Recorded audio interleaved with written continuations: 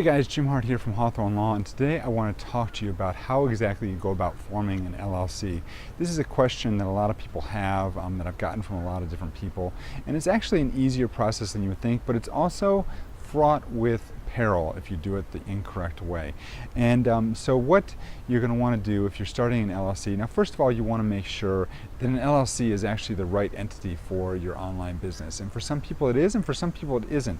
The threshold that I use is typically if you're making under $35,000 to $50,000 a year, then probably an LLC is going to be a good first place for your business. If you're making more than that, then you might want to look at being taxed as an S corporation and actually forming an S corporation or electing S corporation tax status with your LLC. Now I don't want to get over your heads with this information, because what you want here is exactly what do you need to do to form an LLC.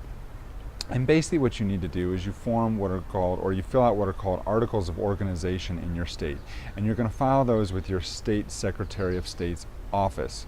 I know that sounds like a mouthful, but that's where you file them. And the reason I say you file them in your state is there's a whole bunch of reasons why you don't want to file this someplace else. I hear a lot of people say, well, shouldn't we file them in Nevada or Wyoming or Delaware or places like this? And frankly, that's a whole lot of malarkey. Is that the right word? Malarkey? That's a whole lot of nonsense.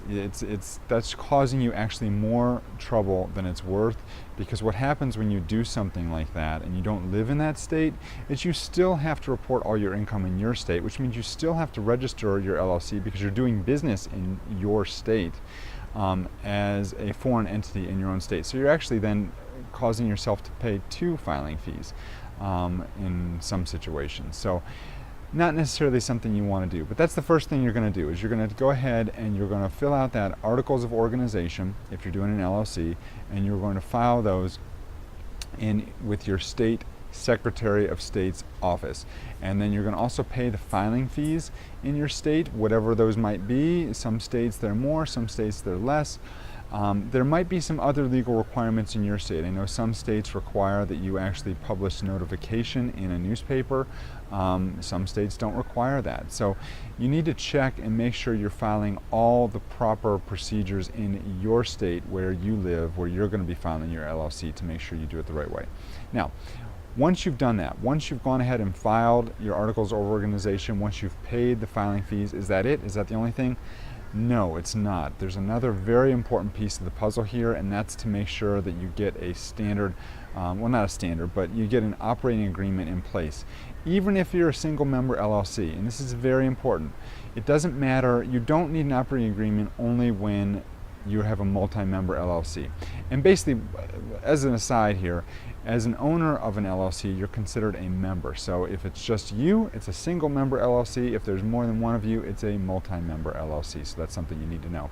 Now, you need to make sure that you get this operating agreement in place, because what this is going to do, it's going to protect you against anyone coming in and suing you and reaching your personal assets. If you don't have something like this operating agreement in place, then you filed your LLC. Yes, you're an LLC, but if you were to ever get sued, or if the business were ever get sued, the LLC is really going to provide no protection, liability protection to you at all. And that's one of the main reasons that people file LLCs, is because they want that limited liability protection, so that if somebody were to sue their business, that they can't come after their personal assets. That means your home, your car, your bank accounts, your assets in your home, anything like that. You want to make sure that nobody can come after that. So that's what you need to do to file your LLC, otherwise known as limited liability company. I'm going to have another video on how to properly fill out your operating agreement, but that's what you need to know for today. Hope you're having a great day, folks. Hope you're having a beautiful day. I'm here in North Carolina. It's a beautiful sunny day. It's a little hot here towards the end of July, but it's beautiful nonetheless. Got a nice breeze going. So have a great day, folks. We'll talk soon, and take care.